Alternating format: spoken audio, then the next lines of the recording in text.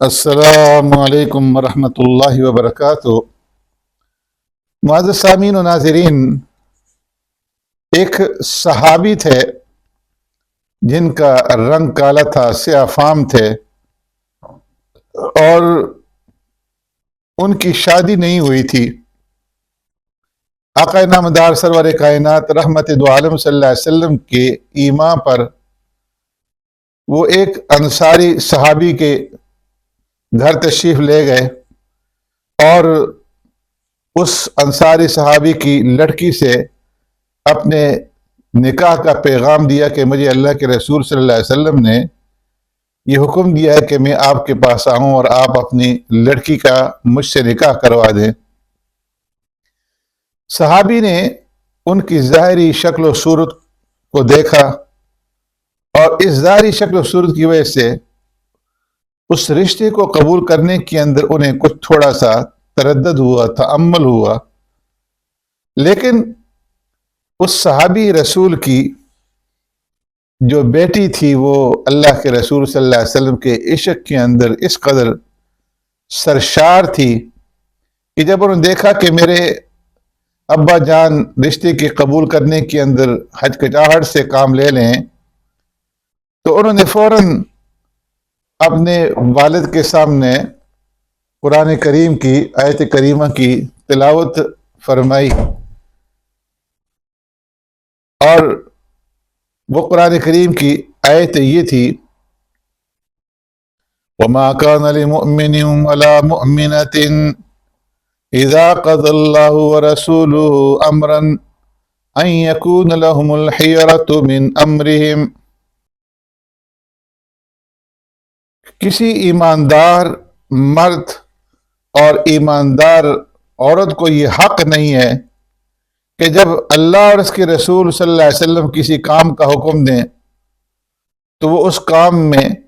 اپنا بھی کچھ اختیار رکھیں، اور فرمایا کہ جو شخص اللہ اور اس کے رسول کی نافرمانی کرے گا فقد ضل ضلالا بعیدا، تو وہ کھلی ہوئی گمراہی کے اندر جا پڑے گا۔ ایک شاعر نے اس لڑکی کے اس جواب کو اپنے اشعار کے اندر جو ہے وہ یوں بیان کیا ہے، فرمایا غور کر ابا نہ اس کے رنگ تو کالے کو دیکھ، میں یہ کہتی ہوں کہ اس کے بھیجنے والے کو دیکھ،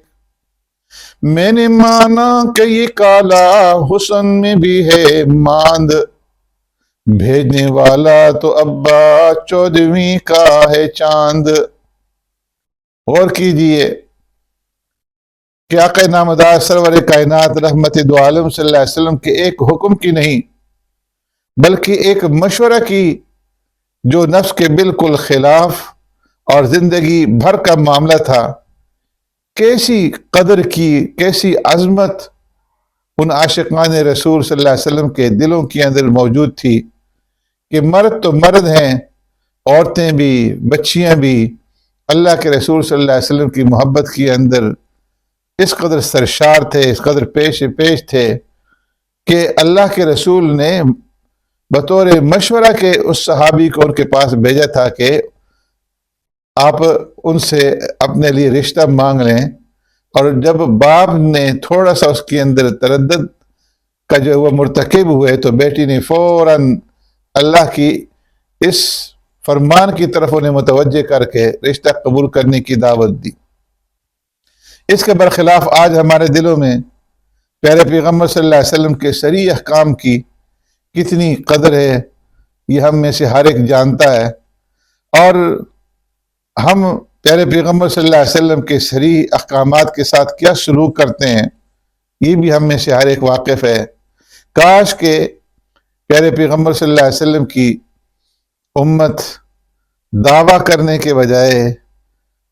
اور صرف جلسہ اور جلوس کرنے کے بجائے حقیقت میں پیارے پیغمبر صلی اللہ علیہ وسلم کی اتباع کرنے والی بن جائے۔ ہر ایک انسان کو ہم میں سے، چاہے وہ مرد ہو چاہے وہ عورت ہو، اپنے گریبانوں میں جھانک کر کے اپنا اپنا جائزہ لینا چاہیے۔ اللہ تبارک و تعالی صحابہ اکرام اجمعین کے دلوں کے اندر جو اللہ کے رسول سے محبت تھا، جو عشق ان کے دلوں کے اندر تھا، وہ جذبہ ایمانی ہمارے اندر بھی پیدا کر دے، اور ہمیں اللہ رب العزت اس کی توفیق عطا فرمائے، آمین۔